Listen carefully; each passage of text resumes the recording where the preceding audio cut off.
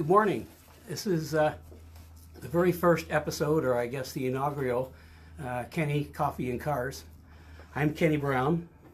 I've got my coffee, Starbucks French Roast, and for the next half hour or so we're going to be talking about cars, and more specifically your questions about cars that that you filled out on the online survey that we did.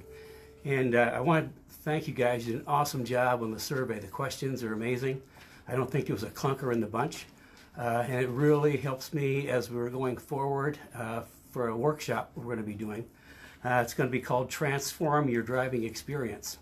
And that's going to be like a 5-day live workshop. And I'm going to kind of craft it based off of the questions that everybody asked. And along those lines, I've got a whole bunch of questions that came in I'm going to try to answer today. But to kind of, frame this thing, I've been building street cars, race cars, sports cars for about 50 years. And for the first half of my career, I actually made my living out of my toolbox. So that's what kind of makes me different from other people that, when they're selling parts in the aftermarket, is I actually worked on the cars and did it myself for, 20 some years. And through that, I wish I had something like this back when I started to help me get going, because I made a lot of mistakes, and you learn from your mistakes. So what I'm going to try to do with these questions and with the workshop is try to reduce the mistakes you make, based off of my experience, and to kind of give you like a better experience going forward. Now, the way the workshop is going to work, and we'll have more on this later, because we're going to set up a private group on Facebook. And we're having a hard time coming up with a name for this private group. The best thing we've come up with so far is the Kenny Brown Speed Therapy Society. That's a long name. If anybody's got a better idea for our private Facebook group on the workshop, please send it in. We're struggling. Hi, Chris. So what I want to do is I want to get some of these questions. And like I say, these are great questions. And I'm not going to get to all of them today because there's so many, but I'm going to try to get to as many as I can. And next week we'll kind of pick up where we leave off on questions. But what I've done is I've kind of grouped some of the questions together just based off of subject matter. But here's the first one we're going to start with. There's more entry-level drivers.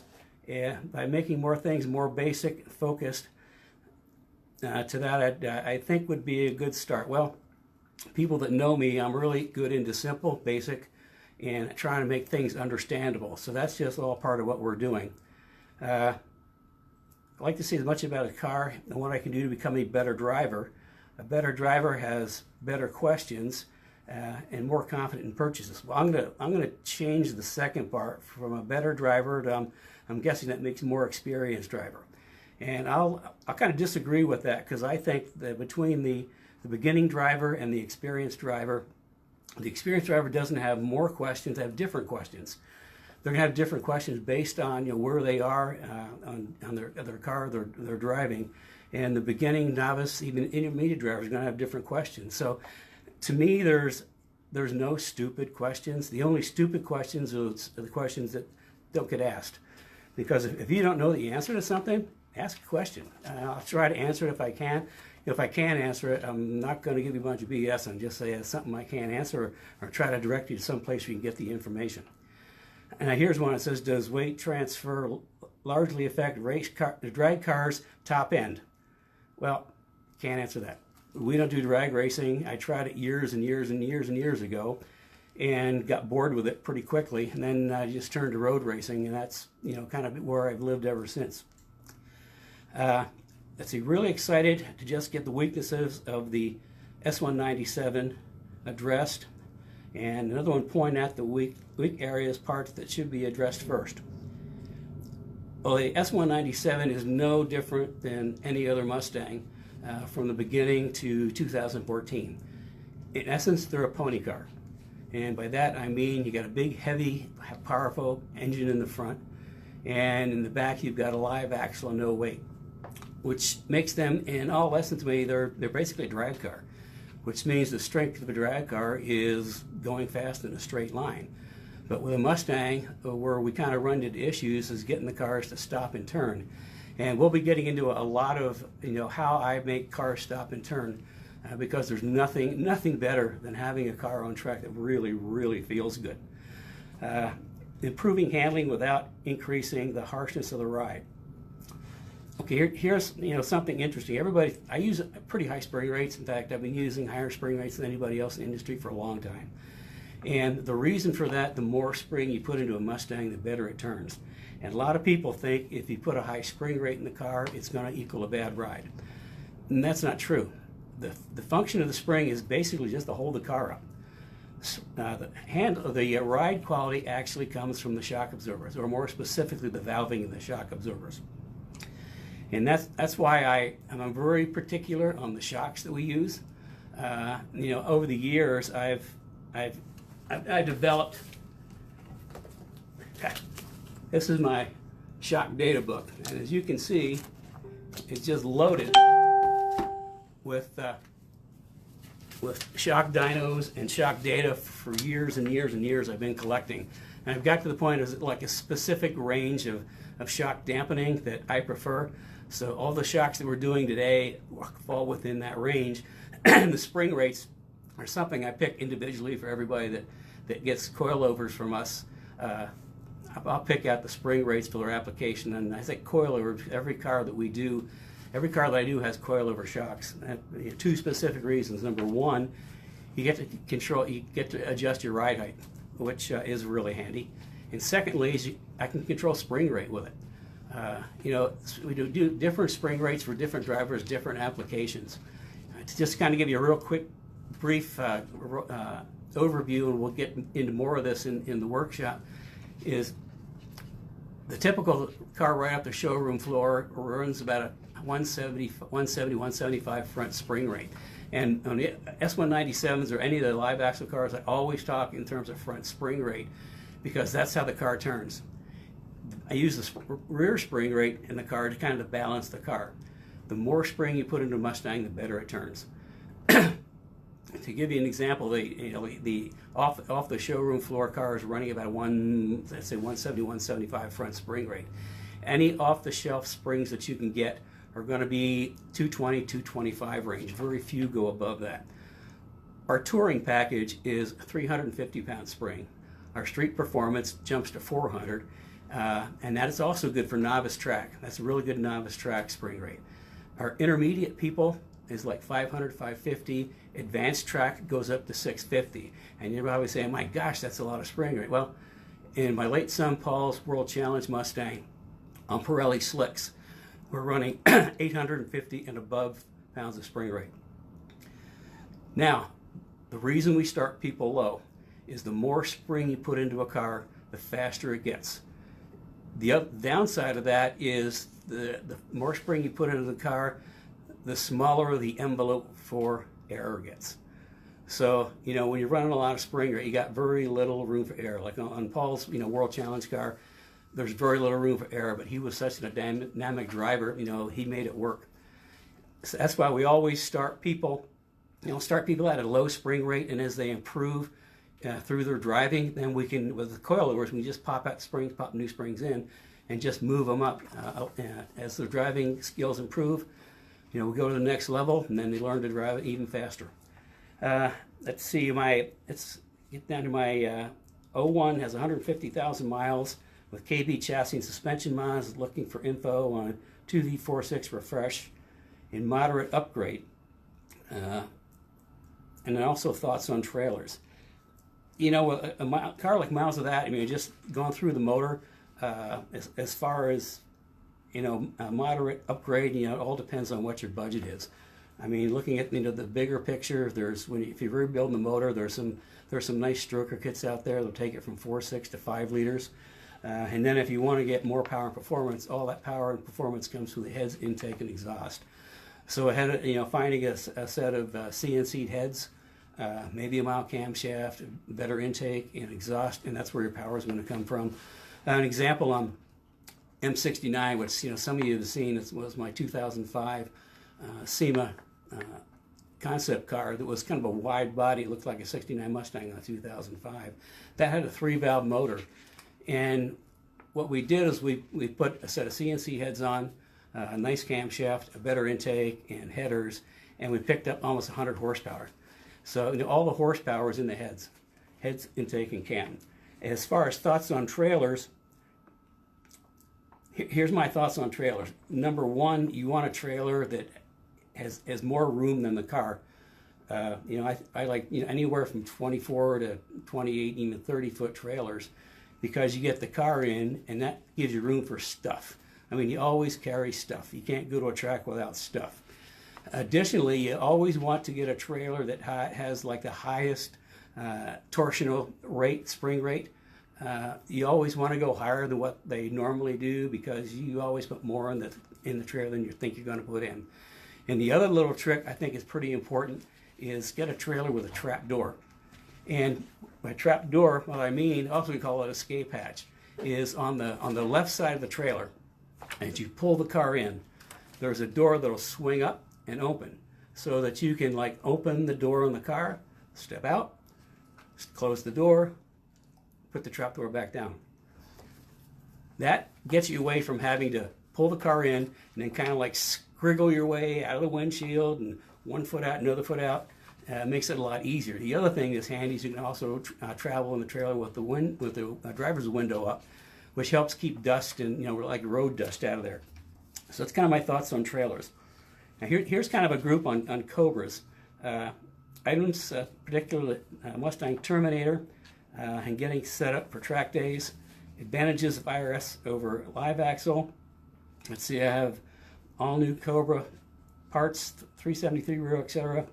What I need is new shocks, coilover springs, and your rebuilt box frame. I'm guessing that's our re-engineered rear carrier for the IRS.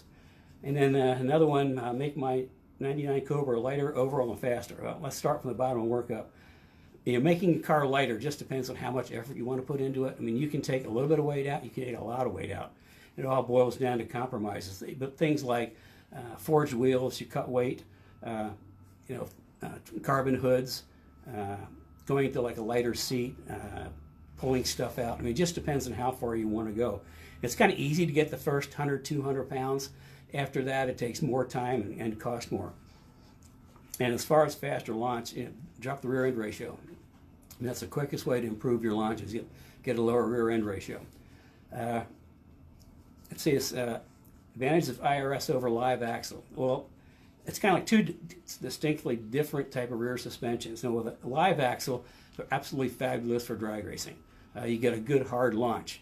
On an IRS, really not so good for drag racing. Can you make it work? Yeah, you can make it work, but it's not the ideal situation. And back in '99, when the IRS Cobras came out, it kind of put the Mustang aftermarket into apoplexy. They, IRS, what do we do? Well, to me, it was no big deal, because her first half of my career, working on all these race cars and stuff, I worked on a lot of formula cars and SCCA racing. Formula cars and IRS sports cars. Even the Triumphs back then had IRS. So to me, when the IRS Cobras came out, it was no big deal. It was something I've been dealing with for years. So what that's boiled down to is right now I think we are the only people in the aftermarket that actually focuses on the IRS Mustang. And again, it's because of my background, and we've made it right. I had the most wonderful track car I ever had, Kermie, which was a 2001. It actually started life as a V6 with a turbo that we built for SEMA, because Ford was wanting to show that the V6 had value, but it was also converted to a IRS Cobra in the back, and of course our K member in the front. And after SEMA, we actually upgraded it to a prototype 4.6 FR500 engine package that we were working with Ford Racing at the time. And that car was amazing, and I could drive it, put anywhere on the track. It just drove like a dream. Back then, I used to give rides, for charity, where people pay like $20, and we go for like 3 laps. And that car was so easy to drive. I could do that all day and not get tired. So I love the IRS Cobras, and we are still doing IRS Cobras. In fact, we're still doing conversions on '99 to '04 Cobras. So getting back to the questions, the IRS has an advantage of going, the wheels work independently in the back, which means for their handle bumps much better than the live axle. And they work so much differently. I mean, you can actually get camber out of an IRS rear end, where you can't get camber out of an axle unless you kind of camber it, and that's not what you really want to do at our level of stuff. Now, just in case we have some people that just joined, I'm Kenny Brown. We're doing Kenny Coffee and Cars. I'm answering the questions from our survey that we put out, which is all helping me to shape the program we're going to do, called Transforming Your Driving Experience. And we're going to do that through a private Facebook group, and we'll have more information on that coming up. And if you want to get into that, just kind of say yes, and our people will get back to you. Let's see, Alex requested talk about pre-season maintenance, specifically torque for various joints. Okay, as far as torque, there is a lot of information online about the torque values for everything in the Mustang. I've got some in my folder, which, oops, sorry, this is our first time. I've got some in my folder. I guess I can kind of maybe send that to one of our guys, and they can post that up for you. But the thing about let me adjust this. Everything got bumped. Think about, you really want to pay attention to torque values. Under torquing, you have a chance of nuts getting loose, and that's not a good thing. Over torquing and you stand a chance of overstressing the bolts. And we'll get into hardware again in our workshop, but we always use grade 8 bolts on the American side, and then grade 10.9 or 8.8 on the metric side. So we'll kind of get something put up. Thoughts on a new GT versus 2000 era Cobra? Well, two completely different cars. The new S550 has a completely different IRS, completely different front suspension. It's really nice. Plus, they've got all those nanny features in there to help you from out front getting in trouble. You're welcome. Somebody said thank you for doing this. Okay, where did I leave off? Oh, that's live axle versus IRS. So live axle is a drag racing rear end. Live axle is a drag racing rear end. IRS is more for road racing. And what we do with my suspension systems is we try to get all the bad things out of the rear suspension and really make them handle which we're going to get into. And the other question is, what I need is coilover shocks and springs. Well, I just said everything we do is coilovers, and when you get a coilover shock from us, it's going to have. I'm going to choose the spring rate specifically for your application. I'm going to do a pre-adjust on the shocks, and actually you get a little sheet like this. It's kind of like a setup sheet that tells you what the spring rates are, and there's kind of a little basic 101 on adjusting shocks on the bottom.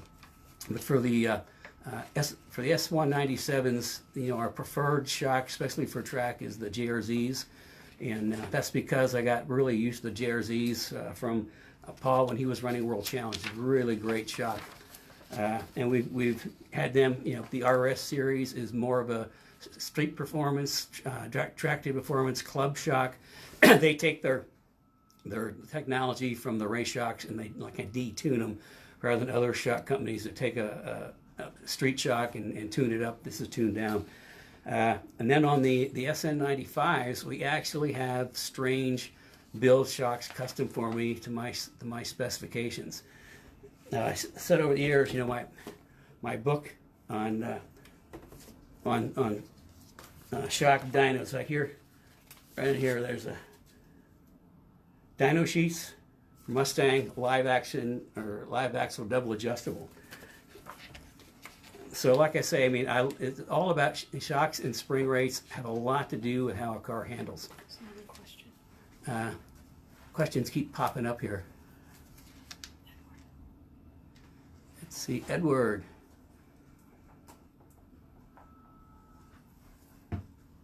Okay, is it important for my control arms to be level on a 99 Cobra? I'm not sure if that's front or rear control arms, but level isn't the issue. It's the relationship between the upper and lower control arms. That's where the geometry comes into play. You know, I'm trying to think. I think maybe they're level, but it's been a long time since I just poked my head under a car and I wasn't even looking at that. So it's more about the relationship between upper and lower control arms. Okay, let's see. Here's what upgrades on a 4.6 double overhead cam to make more power, reliable street engine. Well, I kind of went over that with the same thing. You know, all the power comes from the heads, intake, you know, better cams and exhaust. I mean, there's a lot of really good CNC'd heads out there. If you're going to do it on a 4.6 double overhead cam, use the Terminator, the 03 and 04 heads. They're about the best. And you start with that. Let's see. Okay, this is a good one. Best power plant options for track cars. Naturally aspirated supercharger turbo. And then how to install a supercharger. Well, we won't go over that because all the manufacturers have information on that. And then procedure requirements. What supercharger would be better? Excuse me.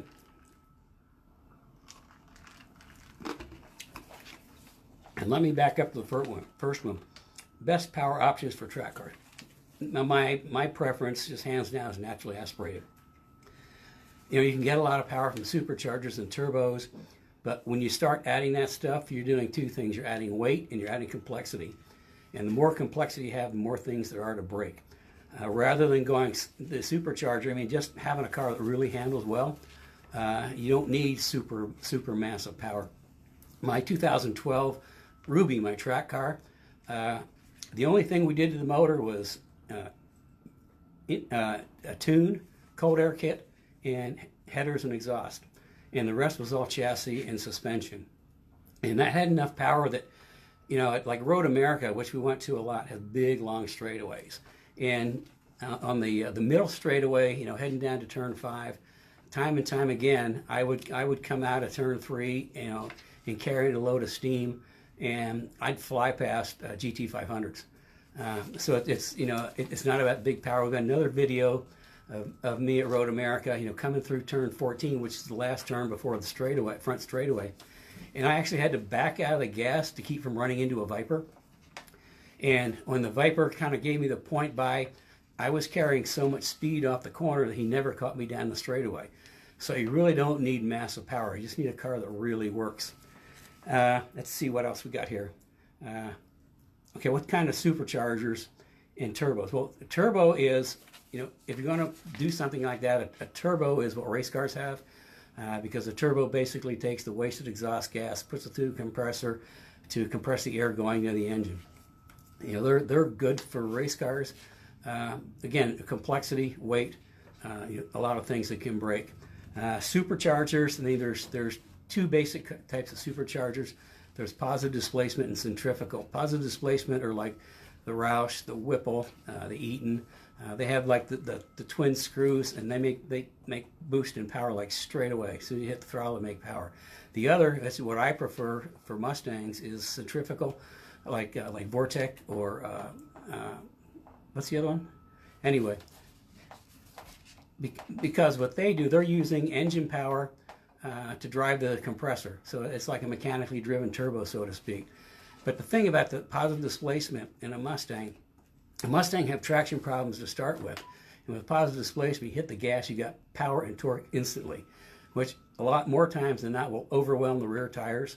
Well, with the Procharger, I remember Procharger or Vortec, they build power up through the RPM range. So the faster you go, which means you're building power down the straightaway when you've got good traction. More power on the straightaway than you have off the corner. So you get off the corner and you just build power right down the straightaway. Positive displacement superchargers, though, I love on trucks and tow vehicles, because that gives you that torque right away. So that's kind of like my view on that. Here's another one. Also requirements. Anytime you put a supercharger or a turbo into a car, you're massively increasing the horsepower.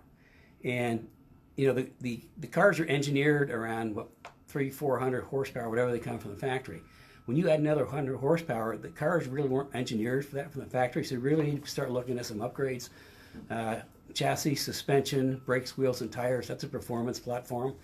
I mean, you really need to up things because, you know, you start going fast and things happen fast, and you need to be able to have control.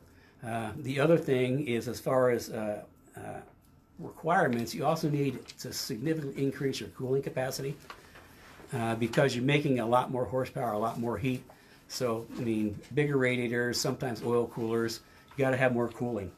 And then speed density versus mass air. If you're upgrading to a supercharger, if you're doing an older car, has speed density, absolutely convert to mass air, because what you're doing, you're actually metering the air that's coming into the car. And an E85 for supercharged cars, well, there's a lot of people making a lot of power with E85 because alcohol burns a lot cleaner, a lot cooler, so you can run more boost. The only thing is you actually use a lot more fuel. I don't know what the ratio is, but you know, you can use a ton more fuel, but making more horsepower. So yes, E85 is great for supercharged cars.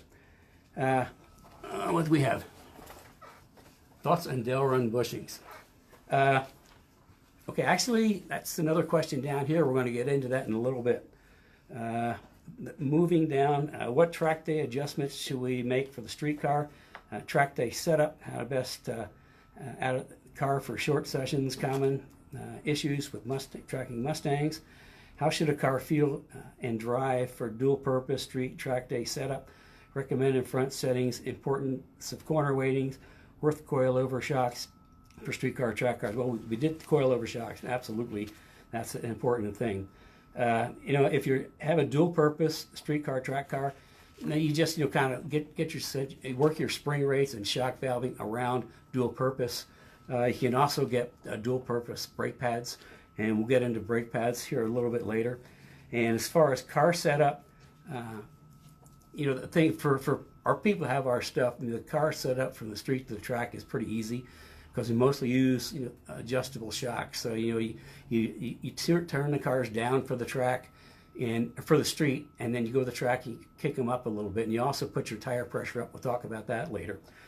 And then for front end alignment, a really good trick that we do, I tell people, is you take your car to your alignment shop, because people think they align the car, go to the track, have to align it from the track, come back, have to realign it. Well, here's the easy way to do it. You go to your alignment shop, you get a good street setup on there, and to me that is about 0.75 to 1.5 negative camber. And as far as caster, put every bit of caster you can into the car, because Mustangs love caster. In fact, both of my K members, SN95 and S197, we actually engineer them to add extra caster. And as far as toe, this is really important. You want 1/16 toe out. Now, most people put toe in, but toe out 16th, that's total left and right. That's like minus 0.25, minus 3.3. That little bit of toe out actually helps turn in to a corner, and it kind of gets you into a corner quicker. The importance of corner weighting. Well, you know, for these cars, and if you're not in a full race application, you can corner weight if you want, but it really isn't going to make a lot of difference. And because these cars have ABS, you know, one of the big things of doing corner weights is trying to get the front balanced, because if you have one side that's really light, when you hit on the brakes really hard, you're going to lock up that tire. Well, with ABS, that's not an issue. And you know, at track day level, it's not going to make a big difference. When I first started in the engineering cars for Speedworks in the Mustang Challenge, and I think 09 or 010, I mean, their background was Indy Lights and Indy cars, so they had their setup pads, and every time the cars came off track, they put them on the setup pads. And it's like, you know, you don't need to do that. We were talking about street cars that, you know, things move around a lot. And you know, after a couple weekends, they finally convinced them that it put a lot of effort for no result. So I mean, you can do it if you want. You know, there's not going to be a big gain. If you don't have a ABS car, It might be, it'll be okay, but the thing you want to do is balance those front corner weights because you don't want a wheel to lock up. One of my favorite subject, Watts linkage improved cornering noticeably, and dialing in the different types of suspensions, coilovers, torque arm, panner bars. Okay, we'll start with Watts link. Watts link is by far and away the best way to locate a live axle. The downside to Watts links is where the center pivot point is on the bell crank. That's actually your roll center. And but the roll center of the Mustang is up in like in the middle of the differential. On the S197s, wherever the panner bar crosses the center line of the car, that's your roll center. And it's up pretty high. In fact, you can feel it. You go around a corner and you kind of feel that inside tire get light as the rear lifts up. Well, it's getting light in back. It's actually putting weight on the opposite front tire going around a corner, which can actually make the car push. So, with a Watts link, you can't get that roll center down. Back in the Trans Am days, what we used to do is actually mount a Watts link horizontally underneath the differential, which was easy to do because you've got frame rails that you can tie into. With a Mustang, that's pretty impractical. So in our rear grip kit for S197s, we have a relocation kit. We just take the panner bar, move it all the way down to the bottom of the differential. So it's the same roll center as what we used to run, and you can feel the difference. I mean, the car doesn't want to roll up as fast. And we'll get more into suspension geometry in the work group. And then torque arms. I don't use them, don't like them. I mean, they were pretty cool when they first came out. I think maybe the 1928 Bugatti or something like that. And GM used them on the Camaros, and that was primarily because of packaging. They didn't have enough room to do a proper suspension, so they used a torque arm. A torque arm is really good for forward bite. I mean, you can get a lot of forward bite off of a torque arm. There are two issues I have with number one is it adds a whole bunch of mass. There's a great big chunk of steel, added to the axle, which is unsprung weight. And the more unsprung weight you have, the more sluggish your suspension is going to be. The less unsprung weight you have, the more reactive your suspension is going to be. And the other thing is braking. You really can't brake super hard with the torque arm unless you can decouple it from the chassis. I mean, with my suspension in my S197, we can outbrake torque arms just 7 ways to Sunday because we have control over the instant center and the anti-squat.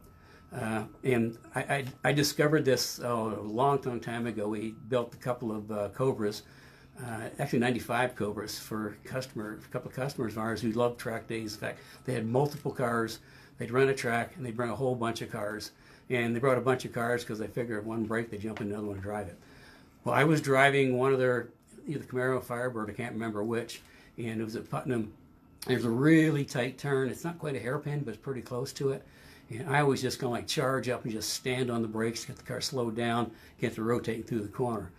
Well, my first time I did that with the Camaro, and it's like all of a sudden the back of the car started hopping all over the place. And as I went around the corner, I kept hearing this clunk, clunk, clunk. Well, as I went back into the pits, and what happened is the torque arm actually pulled out of its forward mooring. So I mean, they're okay for forward bite. They're okay for the Camaros, but there's a better way to do it, and I think it's with a 3-link or a 4-link. How are we doing on time? We're almost finished. We're running out of time, but I'm going to try to squeeze in more questions. Kingpin angle problem on Fox SN95s. Do you stick with strut setup or SLA? Okay. Kingpin. Okay, the kingpin angles on the strut cars are not a real consideration. There's not a whole lot you can do about it. As far as let's see, stick with strut or go to SLA. I've got two thoughts on that. First of all, SLA is much better suspension because you can do better things with geometry. But it costs a lot of money and it takes some setup. With the strut suspension, it's simpler. And with what I've done to the geometry, like in S197s, SN95s, Paul and my late son did some initial testing on our GT4 suspension system. he told me that the front worked absolutely as good as any of the double wishbone cars he's driven.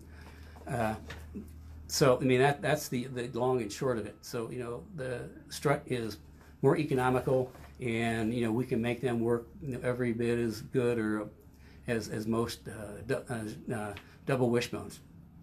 I will say next year we should be coming out with a double wishbone for the S197s, but there'll be more on that later in the year. Okay, let me squeeze in just a couple more questions. Oh, this is important. This is a really important group. I eventually will buy a kit that guides the air from the front to air intakes to the front brakes. I don't know if it would help much, but since the intakes are there, it would be no-brainer to make it work. The next one is like, I continually have a lot of trouble with brakes, eating rotors, overheating, vibration, and noise. And the third is interested in getting the most out of rotor life and pad life. One word: temperature, heat. You have to reduce the heat. The front brakes on the track get really hot. And the reason for that is, I mean, you're hauling down a straightaway. You got 3,700 pounds of mass.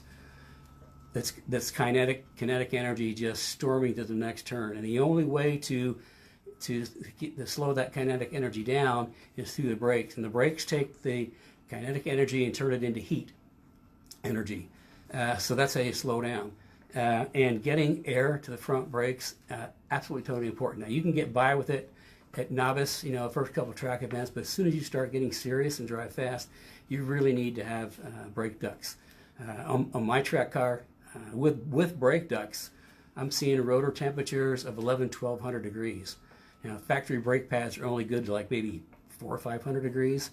So we'll get it in a brake pad compounding too, but there's always I say there's a street compounds with the street and track compounds with the track, and never the twain should meet. Although we do have some crossover pads if you're not driving really super hard, that you drive on both the street and the track. But you need to get air to them. As far as the trouble with the brakes eating rotors, it's heat. I mean, if you are running brake ducts and you're still getting overheating and vibration, we need to look at what's going on, because you really shouldn't be. And as far as getting the most out of pad life, keep the brakes cool. Your pads and rotors are going to last a lot longer. We sort of run out of time for today. I got a bunch more questions. I think we'll pick this up next Saturday. And let me know what you guys think of all this. I mean, there's been so many things coming in, I can't even hardly read them. But to kind of go back over what we're doing. This is the Kenny Coffee and Cars. Gosh, I didn't even drink any coffee. I was so busy answering questions. And this is all part of we asked on our survey to give me a better understanding of what people would like to learn in our 5-day workshop. It's going to be called Transform Your Driving Experience. And that's going to be done through a private or closed Facebook group. And there'll be more information coming up that in the next few days or so. So all you have to do, I think today, just say, yeah, I'm in, or whatever, and stay in touch, and we'll get you into that closed group. And I'm going to go back and tell you what great questions these are. That kind of blew me away, both the number and then the quality. And as you can see, these are all important questions. And going back to the very beginning, novice are going to have different questions from the more advanced people, and the only stupid questions are the question you don't ask. So please, if you don't know something, ask. We'll try to get to it if we can. Well, I'm just amazed at again, thanks again. We really appreciate this. Every Saturday. And we're going to try to do this every Saturday that I'm available. Because I can't say every Saturday because I've got a lot of track days and other things. But when I'm available on Saturdays, 11 o'clock in the morning, we're going to try to keep doing this so I can try to give you people as much information as I can to kind of make your driving experience, to transform your driving experience. Let's put it that way. Okay, we'll see you next Saturday. Thanks.